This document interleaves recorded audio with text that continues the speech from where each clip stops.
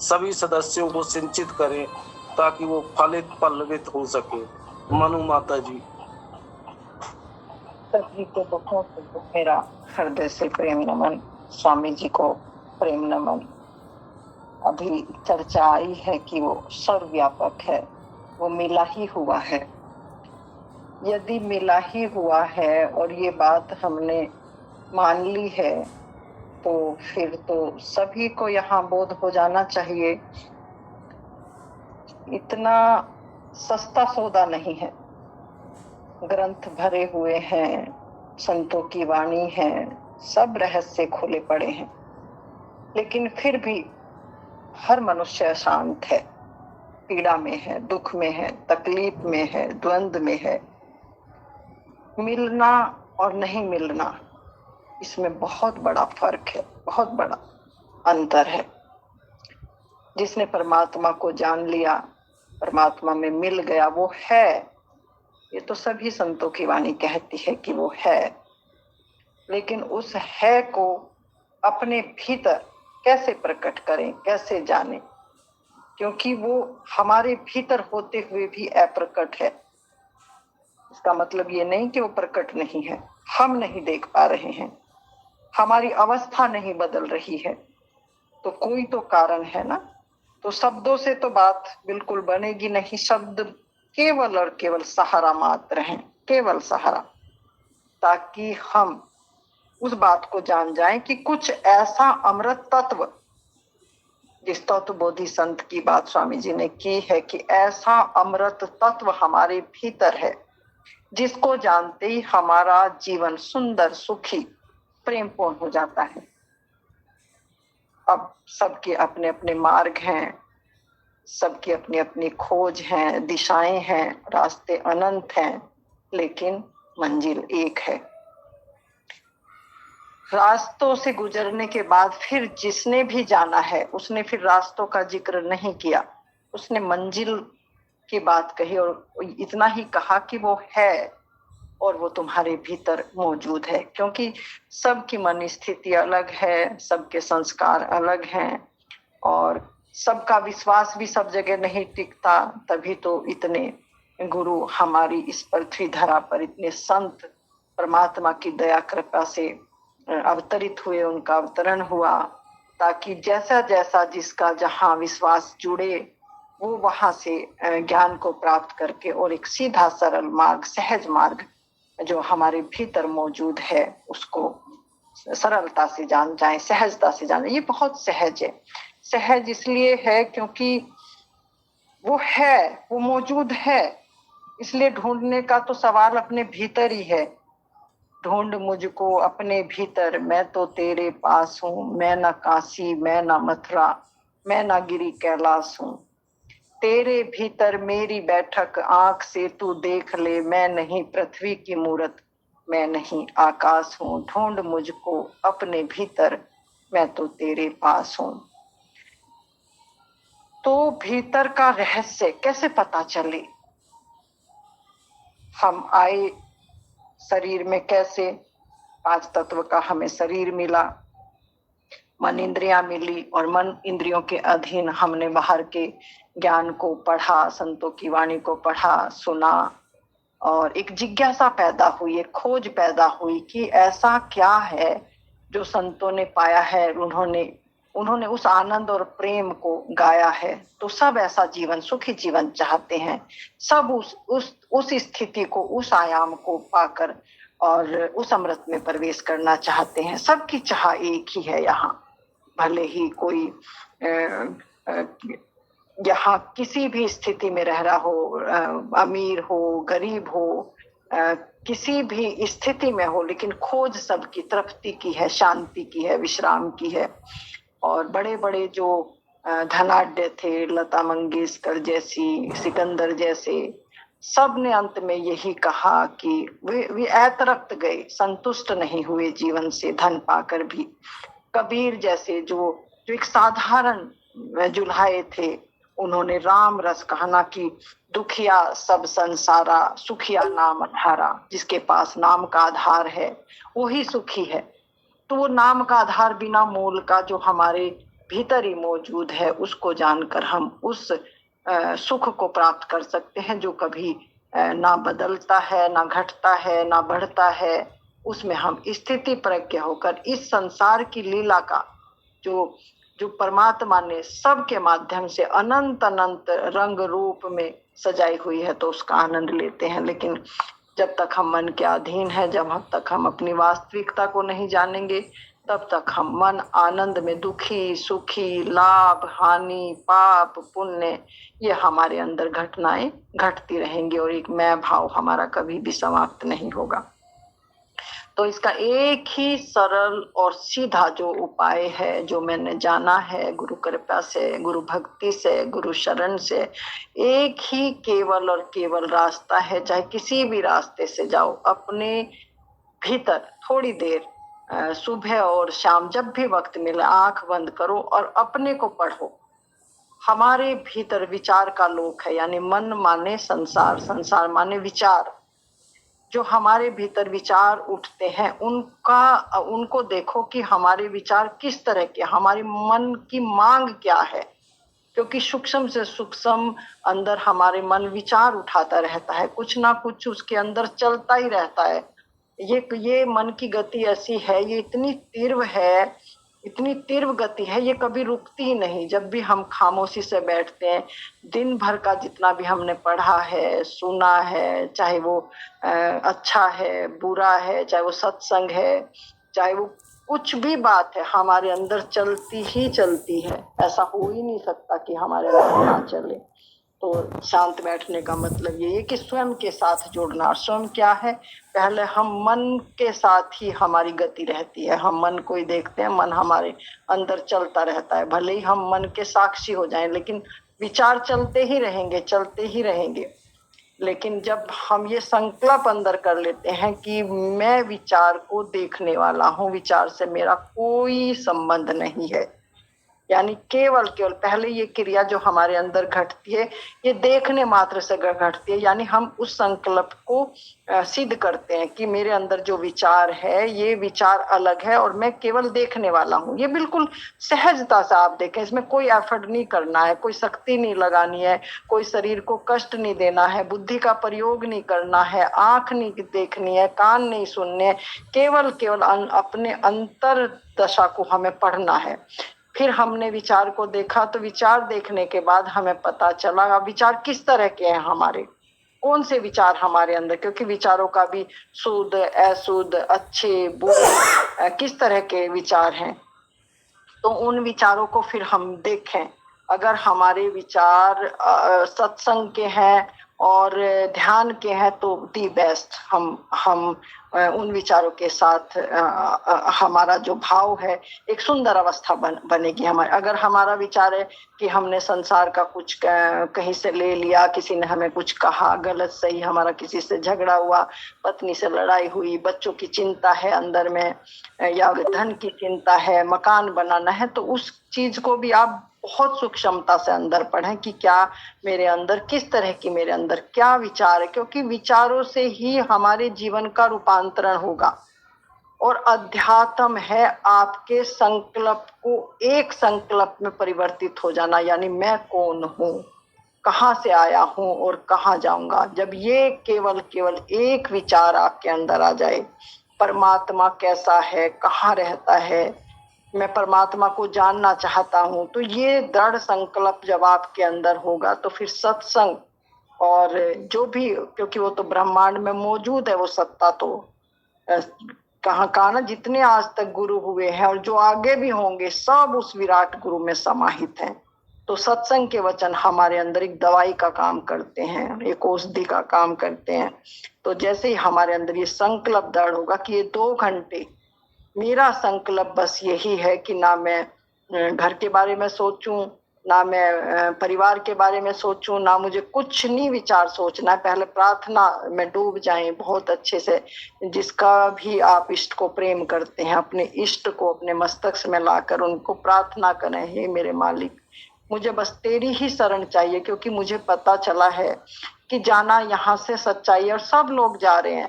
मेरे देखते देखते कितने लोग यहाँ से विदा हो गए जो लौट के नहीं आ सकते, और मुझे भी यहाँ से चलना है। तो मेरे अंदर जब हम ध्यान में बैठे तो ये संकल्प बिल्कुल दृढ़ करके बैठे कि मालिक अपनी शरण दे, अपनी दया कर। ये प्रार्थना जब अंतर हृदय से उठती है तो हमारे अंदर एक ठहराव, एक स्थिति ऐसी बनती है कि हम ठहरते हैं। मालिक की दया से हमारा मन रुकता है। जब धीरे धीरे मन रुकता है तो हमारा स्वस्वरूप जो अंदर है ही मौजूद है, उसका रस हमें अंदर आने लगता है, उसका स्वाद हमें अंदर आने लगता है। और धीरे धीरे जब हम गुरु कृपा से, अपने इष्ट की कृपा से जब हम बैठते हैं तो धीरे धीरे ये स्थिति अवस्था हमारी बढ़ने लगती है, एक ठहराव की। हमारे विचार रुकते हैं और एक दिन ऐसा आता है कि हमारे विचार बिल्कुल ठहर जाते हैं। अंधेरा, खामोशी, कुछ नहीं है। याद करने की कोशिश करते हैं फिर भी कुछ याद नहीं आ रहा, सब ठहर गया, सब रुक गया। चारों तरफ परम शांति, परम खामोशी। उस खामोशी में फिर इंतजार है, इंतजार है उस खामोशी में, क्योंकि वो अप्रकट है आपके, क्योंकि वो प्रकट होगा आपके माध्यम से, आपके भीतर ही प्रकट होगा, वो बाहर नहीं है। तो किसी प्रलोभन में ना आवे, किसी को किसी विचार में ना फंसे, किसी रंग रूप में ना फंसे, केवल और केवल उस खामोशी में बैठकर इंतजार करें, स्थिति प्रज्ञ होकर। कोई आपकी मदद नहीं कर सकता, कोई आपकी सहायता नहीं कर सकता। आपकी सहायता होगी जब भी होगी, आपके भाव से होगी, आपके संकल्प से होगी, आपकी श्रद्धा से होगी, आपके प्रेम से होगी, आपके रुकने से होगी।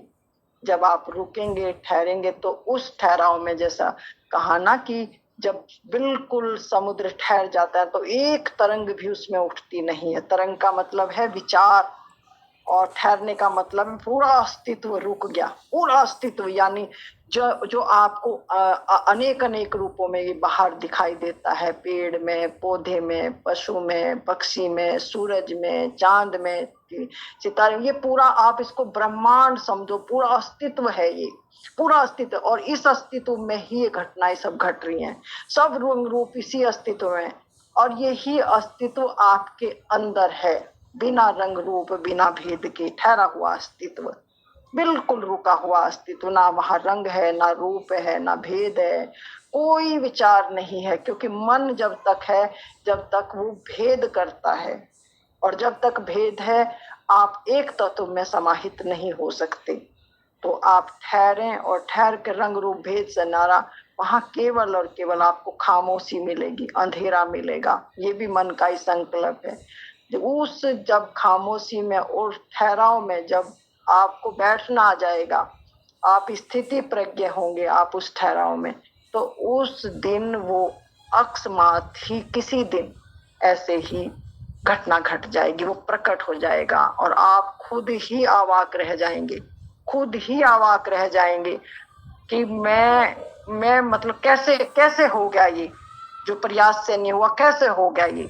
और जैसे ही होगा, आंख खुलेंगी आपकी, फिर आपको जो ये रंग रूप भेद ये जो नजर आता है, आपको सारा ये अस्तित्व एक में समाहित हो जाएगा। यानी जो अंदर, जिसके कारण ये सूरज में रोशनी है, चांद सितारों में रोशनी है, पेड़ों में जीवंतता है, मैं जिंदा हूँ, आप जिंदा हैं, राजेश जिंदा है, जीवंत धार जो अंदर इंटरनल, जिसको तत्व बोधि संत कहा है, तत्व का ज्ञान।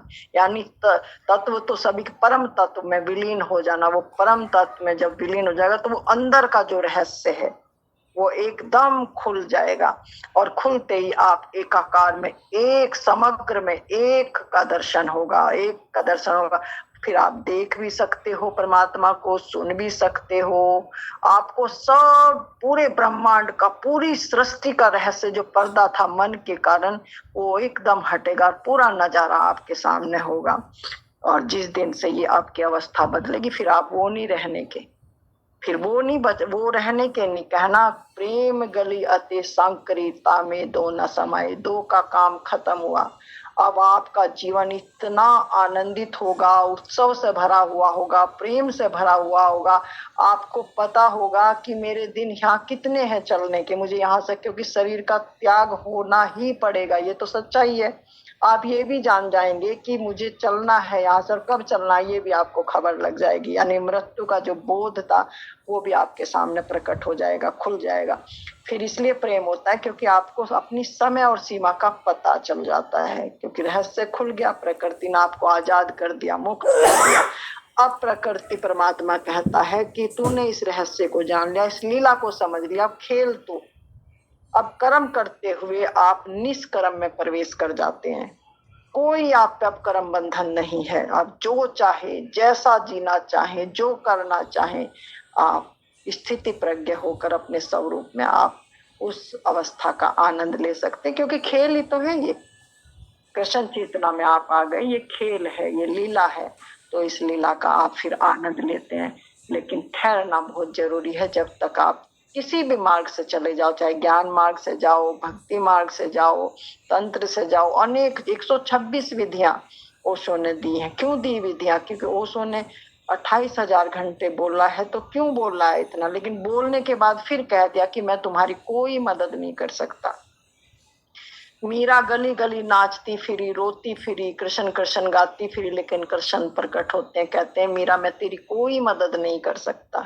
तो इस रहस्य को आपको समझना होगा, बड़े प्रेम से, बड़े धैर्य से इस रहस्य को समझना होगा। फिर मीरा कहती है मैंने तो तुझे रात दिन तेरे गाने गाए, रात दिन तुझे पुकारा, और आज तू प्रकट हुआ है तो तू कह रहा मेरी कोई मदद नहीं कर सकता। बोले नहीं, ये ज्ञान तुमको कोई गुरु तत्वबोधि संत देगा। तत्व बोधि का संत, या जो मैं आप रहस्य खोल रही हूँ आपके सामने, ये तत्व रहस्य ही खोल रही हूँ मैं आपके सामने, क्योंकि ये प्रश्न आया है तो ये ऑटोमेटिक ही मेरे अंदर से प्रकट होकर ये खुल गया रहस्य। तो अभी कोई चीज ऐसी नहीं है जो पर्दे में हो। पहले थी कि कबीर कहते थे रामदास तुझे लाख दुआई, सार भेद बाहर ना जाई। कौन सा सार भेद? वही तत्व भेद जो तुम्हारे अंदर है, क्योंकि वहां ये तत्व ऐसी अग्नि है, ये जला के भस्म कर देगी। जो भी आपके विचार होंगे अंदर काम के, क्रोध के, लोभ के, तो अगर आपको उसका रहस्य बता दिया गया तो वही चीज हमारे अंदर बढ़ जाएगी। तो कहा ना कि निर्मल होना जरूरी है, पात्र होना जरूरी है, ताकि वो अमृत जहर ना बन जाए। मिलावट कर दोगे शुद्ध में अशुद्धता की, तो वो जहर बन के आपके ही जीवन को नष्ट कर देगी। तो कहा ना कि उसको बड़ा पात्रता चाहिए, अगर मिल भी गया तो वो उस तरह से काम नहीं करेगा जिस जीवन कल्याण के लिए आपने उस परम तत्व आधार का। इसलिए वो रहस्य अंदर का, ये रहस्य मैंने बहुत खोल दिया, लेकिन वास्तविक जो आपके अंदर प्रकट होगा उसको भी खोलना पड़ेगा।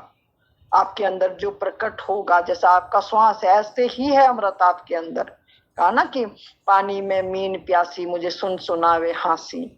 तो कैसे उसको बताया जाएगा? जब बताया जाएगा, उसको रहस्य को खोल दिया जाएगा, जब आप अनुभव को आप शेयर करेंगे कि ऐसा हुआ है, तो आपको वो रहस्य खोलकर आपको कनेक्ट कर दिया जाएगा पूरे अस्तित्व से। और जैसे जैसे आप अस्तित्व से कनेक्ट होंगे तो आप उसमें अस्तित्व में मिलकर एकाकार हो जाएंगे।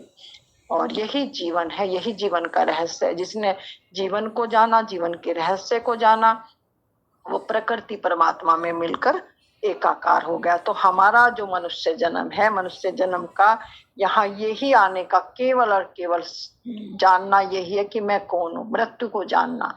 और जिसने मृत्यु को जान लिया उसने अमृत में प्रवेश कर दिया। इसके अलावा कुछ जानने के योग्य यहाँ है ही नहीं। ये बाहर का ज्ञान जितना भी, चाहे हम प्रधानमंत्री बने, राष्ट्रपति बने, कितने बड़े वैज्ञानिक बन जाएं, पूरी सृष्टि के चाहे राजा बन जाए, कुछ भी हो जाए, लेकिन मृत्यु आएगी, एक क्षण में छीन लेगी। जानने योग्य केवल और केवल यहाँ एक ही बात है, मैं कौन हूँ, कहाँ से आया हूँ और कहाँ जाऊंगा। और हमें ये भी नहीं पता कि आज है और कल नहीं है, क्योंकि ये भी हमें पता ही नहीं है। तो जिसका हमें पता ही नहीं है, तो उसके लिए हम इतना बंदोबस्त बाहर का कर रहे हैं, तो ये तो बेमाने हो जाती है बात। लेकिन जब हमारे भीतर ज्ञान आ जाता है, वो दृष्टि हमें मिल जाती है, तो फिर हम यहाँ वो चीजें नहीं हम संजो कर रखते हैं जो छूटने वाली हैं। जो है मालिक की कृपा से जो मिला है उसका उपयोग करते हैं, प्रयोग करते हैं, अपने लिए भी और दूसरे के लिए भी। यानी छोड़ना नहीं पड़ता, हमारे से स्वाभाविक छूट जाता है, छूटा ही हुआ है। जो छूटा ही हुआ है उसको हमने पकड़ रखा है मन इंद्रियों के कारण। और जब छूट जाता है तो सहज ही हमारी चेतना मुक्त होके अपने आयाम में प्रवेश कर जाती है जहां से हम आए थे। तो पहले ही वो मृत्यु को अपने केंद्र पे हो, बिल्कुल जैसे बिस्तर बांधे बैठा है ऐसे अपने केंद्र पर सहज दर पे 24 घंटे उसी अवस्था में रहता है। एक योगी पुरुष उसी अवस्था में रहता है कि जिस मरने से जग डरे मेरे मरने आनंद, कब मरूं और कब पाऊं पूर्ण परमानंद। क्योंकि ये शरीर भी एक एक बस एक मकान जैसा ही है, ये रहने का घर जैसा ही आत्मा के ना।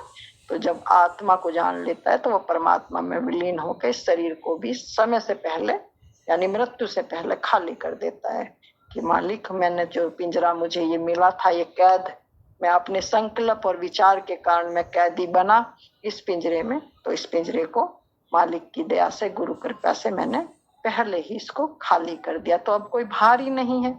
अब जब भारी नहीं है तो उनका आनंद दिखता है। देखो कबीर का आनंद दिखता है, नानक का, मीरा का, सहजों का, कैसे नहीं दिखेगा, क्योंकि वो निर्भर अवस्था में चले गए। और जो निर्भर अवस्था हो गया तो उनका आनंद फूट पड़ा, प्रकट हो गया उनका सत्य। तो सत्य यही है कि जीवन का खिला हुआ स्वरूप यानी ब्रह्म रहे काया के ओले, बिना काया ब्रह्म क्या बोले। तो आपके ही आप सब ब्रह्म हो, बस इतना सा अंतर है जानना और नहीं जानना। पूरी शक्ति, पूरी शक्ति, कोई ज्यादा कहा ना कि उसमें वार्ता में या हमें बहसबाजी में ना पड़ के जो कह रहे कहना, साध सभी भले अपनी अपनी ठोर, लेकिन संत तत्व बोधि संत माथे का मोड़। जो अंदर का भेद बताए वास्तविक संत वही है, जो हमें बाहर उलझाए, शब्दों में उलझाए, उसमें उलझना नहीं है। उसको समझ के हमें अपने भीतर प्रवेश करना है। समय बहुत अनमोल है, बहुत अनमोल है, और इस एक एक पल का हमें फायदा उठाना है और अपने चलने की तैयारी करनी है। सबको प्रेम करो, अपने जरूरी काम करो, अपनी ड्यूटी को बिल्कुल ऑनेस्ट होके, बिल्कुल ईमानदारी से अपनी ड्यूटी को करो। जो भी मालिक ने जहां जैसी भी ड्यूटी लगे, भागना नहीं है हमें, छोड़ना नहीं है कुछ भी, बस जहां भी खड़े हैं हम अपने प्रति ईमानदार रहें, अपनी ड्यूटी के प्रति ईमानदार रहें और सुबह शाम उस मालिक की कृपा का आनंद लें, ध्यान करें, साधना करें, सत्संग करें, उलझे ना। मैं जानता हूं, मैं नहीं जानता, हम कुछ भी नहीं जानते। जानते हैं केवल इतना जानते हैं कि बस हम शरणागत होकर उसमें मिल जाएं, उसमें घुल जाएं। यानी बूंद समुद्र में समागी तो क्या कहेगी वो, बस उस दिन वही कहेगी कि मेरा कोई अस्तित्व नहीं है, चारों तरफ वो मालिक ही मालिक है, परमात्मा ही परमात्मा है, परमात्मा के अलावा कोई दूसरा है ही नहीं। मैं और मेरे के कारण, अहंकार के कारण मैंने अपना ये अहम पाल के रखा था, तो ये अहम तिरोहित हुआ और मुझे परमात्मा की कृपा से उनकी शरण मिली, मैं शरणागत हो गया। तो पहला कदम भी शरणागति, अंतिम कदम भी शरणागति। सहज रहें, सरल रहें और अपने वास्तविक स्वभाव की झलक यही है कि जैसे जैसे हम अंदर अपने प्रवेश करेंगे हमारा बाहर रस बंद हो जाएगा। बाहर हमें रस आना बंद, अगर हम बाहर बातों में रस ले रहे हैं, इसमें रस ले रहे हैं, इधर इधर खोजी अपने अंदर खोजता है। बाहर से इशारा जब मिलता है तो वो हर बार अपने अंदर घुसता है कि ये शब्द मिले क्या मेरे जीवन से, मेरे स्वभाव से रिलेट कर रहे हैं। तो मिलान जैसे है संत एक कुंजी की तरह है, ताकि हम अपना जीवन उनसे मिला सकें। यही साधना का जो है विस्तारित विस्तार है। अपना कल्याण ही जगत कल्याण है। अगर हमारा कल्याण नहीं हुआ तो हम ना अपना कल्याण कर सकते, ना हम किसी का कल्याण कर सकते। मृत्यु आएगी, सब छीन लेगी। तो इन्हीं शब्दों के साथ में अपनी वाणी को विराम दूंगी और एक भजन लगाऊंगी। सभी आप अपने इष्ट को प्रणाम करते हुए आंखें बंद करेंगे, सहज रहेंगे, बिल्कुल श्वास पर ध्यान देंगे और भूल जाएंगे कुछ पढ़ा है, सुना है। एक अंदर ठहराव को महसूस करेंगे अपने भीतर, बिल्कुल ठहरा हुआ। जैसा मैंने अभी तक, मैं बिल्कुल छोटे बच्चे की तरह, ना मैंने पढ़ा है, ना मैंने किसी को सुना है, मैं अभी अभी जैसे गर्भ से मैंने जन्म लिया है, बिल्कुल शांत होकर इस भजन का आनंद लेंगे, ताकि आप एक उस स्वाद को लें, अपने स्वाद को ले सकें, उस ठहराव के स्वाद को जाने। और जो अपना स्वाद लेने लगता है फिर वो किसी में स्वाद नहीं लेता। तो मैं लगाती हूँ भजन। आप आंखें बंद करें, रीढ़ की हड्डी को थोड़ा सा सीधा कर लें, सुखासन में बैठ जाएं और रसपान करें। प्रणाम देवी। भुलाया नहीं जा सकता जो हमें ये स्वस्थ शरीर दिया है। अगर हम नजर दुड़ाएं, कितने हॉस्पिटल भरे हुए हैं, लोग लाचार हैं, परेशान हैं। हम अपनी मर्जी के मालिक हैं, अपनी मर्जी से चलते हैं, उठते हैं, बैठते हैं, खाते हैं, पीते हैं। तो उसकी अनुकंपा का एहसास अपने भीतर करें कि मालिक तेरी दया अपरंपार है। आप दृष्टि दौड़ाएं और देखें संसार में कितना लोग बेहाल हैं, लेकिन हमें स्वस्थ शरीर भी मिला है, सत्संग भी मिला है, ध्यान को भी समझा है। अब भूल हो जाएगी अगर हम अपनी ओर ना मुड़े। तो धन्यवाद से भरते हुए, शुक्रिया अदा करते हुए उस मालिक की शरण में रहें और धन्यवाद करते रहें। इन्हीं शब्दों के साथ सबको मेरा बहुत बहुत हृदय से प्रेम नमन। आप परमात्मा स्वरूप हो, आपके भीतर भी वही परम तत्वाधार मौजूद है। उस तत्व को, उस परम परमात्मा को मेरा प्रणाम सच्चे हृदय से चाहती हूँ, शुभकामनाएं देती हूँ। आपको आपकी मंजिल मिले, आपका जीवन सार्थक हो, आप जो चाहें आपके जीवन में वो घटित हो। मेरा सभी को प्रेम नमन।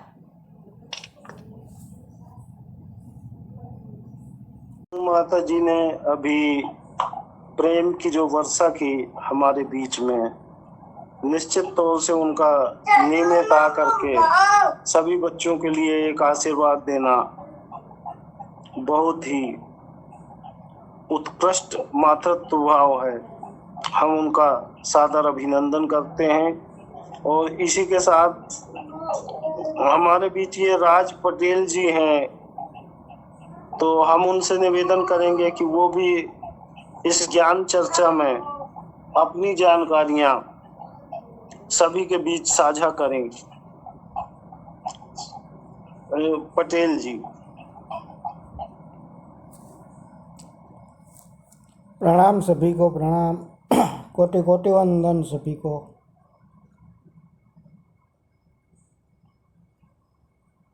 प्रणाम माँ। प्रणाम प्रणाम राजेश, प्रणाम। स्वामी जी है क्या, कहा ना कि अंत में जब रहेगा तो, जब अपने पास रहेगा तो मिलेगा नहीं, जब खाली हो जाएंगे तो आ जाएगा। और तो कह रहे मेरे पास ऐसा कुछ भी नहीं है कि मैं दे सकूं, लेकिन मेरे पास प्रेम है, अगर तुम ले सको तो वही ना कहा ना कि प्रेम ही परमात्मा है। बस प्रेम की कनेक्टिविटी हो जाए तो बस कुछ भी करना नहीं है।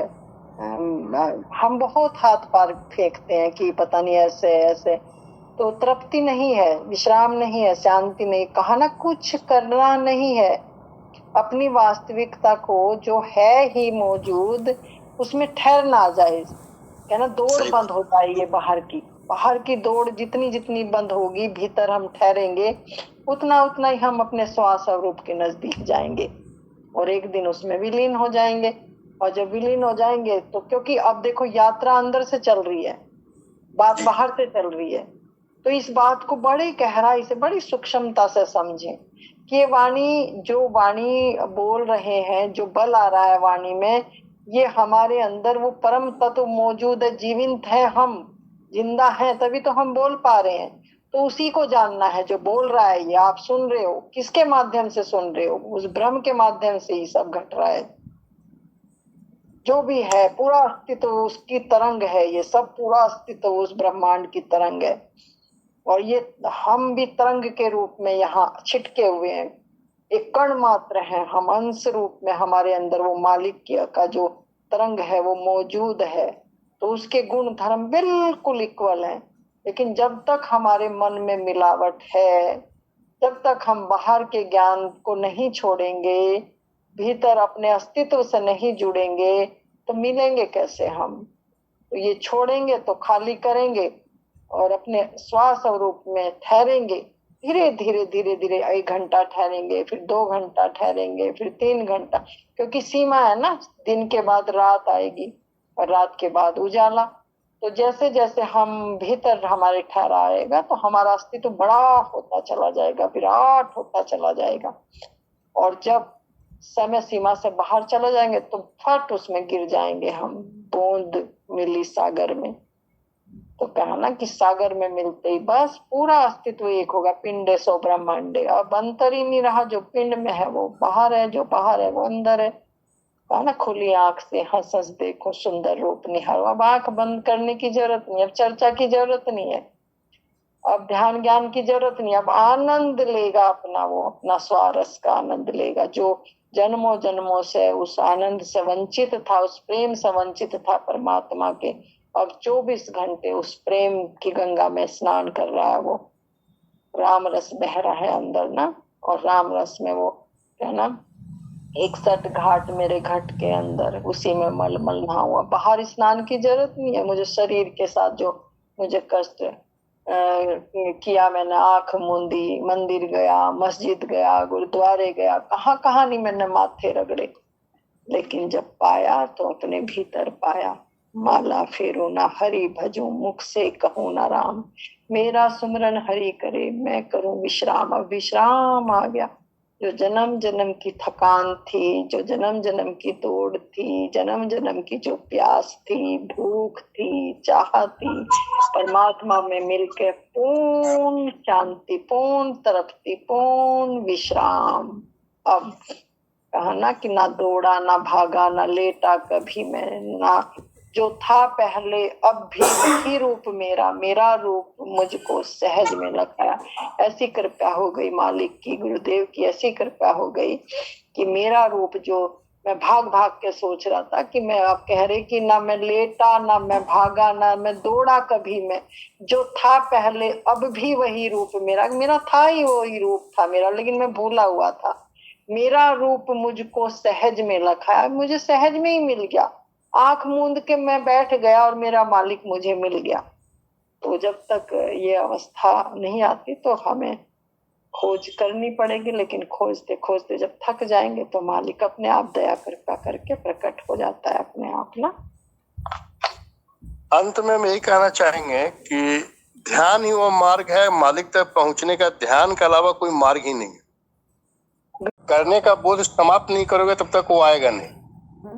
सिर्फ समर्पित होकर बैठ जाने से उनकी कृपा की बरसात होने लगती है। बस बस इसे कहा ना कि नाम आधार, उसके नाम उसके अधीन है, उसके अधीन है ये अस्तित्व। देखो ना पूरा अस्तित्व उसके अधीन है। आप एक एक चीज को आप सूक्ष्मता से सुनो तो सही। आप अपना मन बुद्धि को थोड़ा सा ठहरने दो, उसको रुकने दो और सुनो आप, है ना, पूरी सृष्टि उसके अधीन नाच रही है। आहा, उसके अधीन नाच। यदि वो खींच ले अपनी धार तो पूरा यहाँ मृत्यु लोक है ये, उसकी धार से ही सब रोशन है ना, एक ज्योति में सब जग समाया। तो हम लोग फिर नहीं समझते बात को, फिर हम दौड़ते हैं। मेरा जिंदा होने का कारण केवल परमात्मा है। मैं इसीलिए ये क्या फर्क है, क्या फर्क है, यही शरीर है मुर्दा है और यही शरीर जिंदा है। फेंक दिया ना तो उसे कहो भाई ले चलो जल्दी ले चलो, अब किसी काम का नहीं रहा। जबकि अगर शरीर से प्रेम होता तो फिर तो लोग इस शरीर को चिपके रहते। लेकिन जो बहुत प्यार करते हैं, आपकी आवाज संभवतः चली गई मनुआ। हाँ, जिसकी दौलत हमने सारी उम्र खाई है, उसको ही हम कहते हैं कि ले चलो जल्दी, रात होने से पहले जला दो इसको। तो वो क्या है? वो ही है आप, जिसको ना जलाया जा सकता ना मिटाया जा सकता है। कोई उपाय ही नहीं है उसको नष्ट करने का। आप विराट हो, आप वो दिव्य आत्म स्वरूप हो जिसको ना अग्नि जला सकती है ना कोई मार सकता है। तो शरीर के मरने से भी आप मरते नहीं हो, हमेशा आप अजर अमर अविनाशी हो। तो यही आपका दिव्य स्वरूप है। बहुत बहुत मेरा प्रणाम। विजय जी कुछ कहना चाहें? मदन मोहन जी हैं, सभी को हृदय से प्रणाम करते हैं। बहुत प्रणाम। प्रणाम मालूम माता जी, आपके वचनों से सहज रूप में जिसकी खोज हमारे हृदय में रहती है वहां तक पहुंचने का एक रास्ता खुलता है और आपके साथ ही हम उसकी यात्रा करने लगते हैं और ऐसा लगता है कि उसी में हम लोग खो जाते हैं। बहुत सुंदर, ये एकाकार होना कि है। आपकी वाणी जो ऐसा लगता है कि आपकी वाणी जो है ये संसारिक वाणी है ही नहीं, सीधा वहां से निकल रही है धारा और सुनते सुनते उसमें ध्यान जो है ध्यान भी विलीन हो जाता है, ऐसा लगता है। बहुत करता है बहुत आपके। धन्यवाद है अब मनु माँ का जो शब्द होता है वह सत्संग होता है, सत्य के संग होता है, आत्मा के साथ, तरंग के साथ। कथावाचक लोग ना कुछ घुमा के बोलेंगे। असल में ये अनुभव है। जब तक अनुभव नहीं होगा तो सत्य ज्ञान नहीं हो सकता। सत्य ज्ञान स्वामी जी तभी होगा जब हम सत्य में ठहर जाएंगे। हम दो नाव में सवारी करते हैं, हम कुछ ना कुछ प्रलोभन रहता है और जब प्रलोभन खत्म हो जाता है ना, आसक्ति खत्म हो जाती है, तो वो प्रेम है, वो सत्य है, वो प्रेम, उसका सत्य बोलता है, उसका सत्य। यानी हमारे पास तो झूठ ही झूठ है, सत्य कहाँ है? सत्य तो मालिक है केवल, वो परमात्मा आत्मा सही है, आत्मा परमात्मा का स्वरूप ही सत्य है और यह तभी प्राप्त होता है जब आसक्ति या विरक्ति से मुक्त होकर समभाव में स्थापित जब साधक हो जाता है, तब जाकर के इसकी प्राप्ति सहज सरल स्वरूप में प्राप्त होने लगता है। बस बस बस बस वही बात है। तो और सत्संग भी तभी घटता है स्वामी जी। सत्संग हम कहाँ दे सकते हैं? सत्संग देने का अधिकार हमें है कहाँ? सत्संग तो उसका सत है, वो देता है सत्संग मालिक। हमारी औकात है क्या हम सत्संग दे दें? हम तो एक माध्यम होने का सौभाग्य प्राप्त हो रहा है, सिर्फ हमें एक माध्यम का सौभाग्य प्राप्त हो रहा है। बस बस बस वो पात्रता, मैं हमेशा कहती हूँ कि पात्र बनो। वो यहाँ सबको ड्यूटी मिल गई, चोर को भी ड्यूटी मिली है, फकीर को भी ड्यूटी मिली है, सबको पात्रता जैसे जैसे। यहाँ कुछ भी काम गलत नहीं है, जैसे हमारा लेखा है, हमारे कर्म है, उसी के अनुसार। तो देखो कितना सौभाग्य है कि हमें परमात्मा ने प्रेमियों की सेवा में लगा दिया। तो ये अहम आता ही नहीं है, तो धन्यवाद से भरता है कि मालिक तेरी अनुकंपा ने हमें अपने गेट का चौकीदार बना दिया कि इसका संदेश दो। तो ये अहम जब मिट्टी में बिल्कुल मिल जाता है, सिर नतमस्तक हो जाता है पूरे अस्तित्व के सामने, क्योंकि मेरे परमात्मा के अलावा, मेरे सतगुरु के अलावा दूसरा जब है ही नहीं, सुनने वाला भी मेरा सतगुरु और देने वाला भी मेरा सतगुरु, तो मैं किसे दे रही हूँ? तो बस प्रेम दे रही हूँ मैं, प्रेम, केवल प्रेम, क्योंकि मैं प्रेम बता रही हूँ अपने प्यारे को कि मेरा प्रेम मेरे हृदय से बह रहा है। और ऐसा लगता है मुझे सब मेरे हृदय में लग गए, ऐसा लगता है सबको अपने गले से लगा लो, सबको बता दो कि ये तुम ही दे रहे हो, मैं नहीं दे रही हूँ ये कुछ भी, ये तुम्हारा ही है। तेरा तुझको अर्पण क्या लागे मेरा, तो मेरा कुछ है ही नहीं, तो मैं कैसे कहूँ?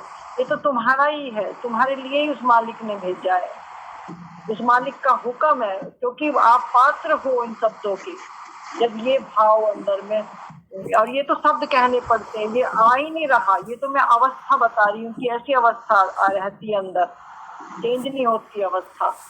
तो जब मैं अपने परमात्मा को ही अपना प्रेम बता रही हूँ, तो फिर मेरे तो परमात्मा ही बैठे हो मेरे सामने सभी। यही अकाट सत्य है कि मेरे स्वयं का अवलोकन में हमने पाया कि जब तक शरीर बोध समाप्त नहीं होगा तब तक सत्य कभी हमारा मुलाकात नहीं हो सकती है। और जब शरीर बोध समाप्त नहीं हो गया तो अहंकार क्या, ईर्ष्या क्या, लोभ कहाँ, अपने आप से ईर्ष्या कहाँ, तब तो वही है। बिल्कुल सही बात है, बिल्कुल बिल्कुल सही बात है। तो शब्दों की तो कोई सीमा नहीं है और हमें रहनी में उतारना है बस अपने ना, अपनी रहनी में। और कितना जैसे जैसे छोटा बच्चा है ना, खड़ा होना सीखता है, क्योंकि जन्म जन्म की हमारी आदत है, फिसल फिसल के जाते हैं हम, हमारे अंदर कुछ है, बुद्धि कुछ कहती है, मन कुछ कहता है, हम चलते कहीं हैं, देखते कहीं हैं, सुनते कुछ है, तो हम खंडित है अनेक भागों में। लेकिन अखंड, जब अखंड दृष्टि, यानी वो एक में समाई हुई दृष्टि, वो सत्संग, वो प्रेम है। यानी बहुत अच्छा लगा, बहुत दिन के बाद आपसे वार्तालाप हो रही है। बिल्कुल, मेरा भी बहुत प्रेम प्रणाम सभी को। बहुत बहुत धन्यवाद माता जी। बहुत पुकारता है, इसलिए मैं कहना नंगे पैर दौड़ी चली आती हूँ। आपका इतना प्रेम स्नेह, आप भी ना। शुभ रात्रि सभी को, मेरा बहुत बहुत हृदय से प्रणाम।